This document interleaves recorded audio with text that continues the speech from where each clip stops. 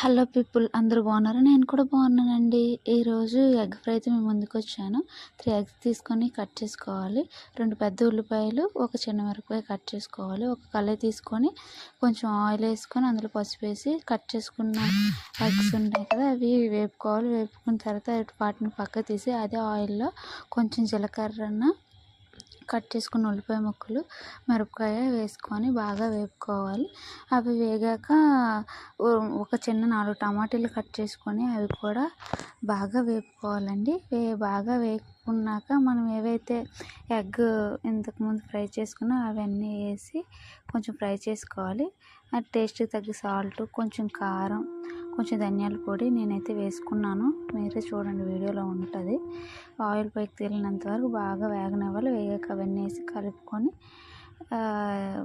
దాని తర్వాత రెడీ అయిపోయినట్టే. కర్రీ అయితే అదే ఎగ్ ఫ్రై అయితే రెడీ అయిపోయినట్టే.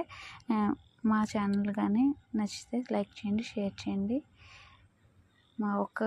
సబ్స్క్రైబ్ చేసుకోండి ఫ్రెండ్స్. ఏంటి ఈ మధ్యలో దోశలు ఎలాంటి మా ఇంటికి ఈరోజు వైజాగ్ నుంచి మా అన్నయ్య వచ్చారు. అయితే మా అన్నయ్య ఏదో పూజ చేస్తున్నాడు, దానికోసమని టిఫిన్ అనమాట. నైట్ మంగళవారం అందుకే వాడికి ప్లెయిన్ దోశ, పల్లీల చట్నీ అయితే చేశాను. ఇది మా అమ్మ కోసం, నా కోసం అండి, మా ఆయన కోసం కూడా. దీనికి కాంబినేషన్గా రసం పెట్టుకున్నాను.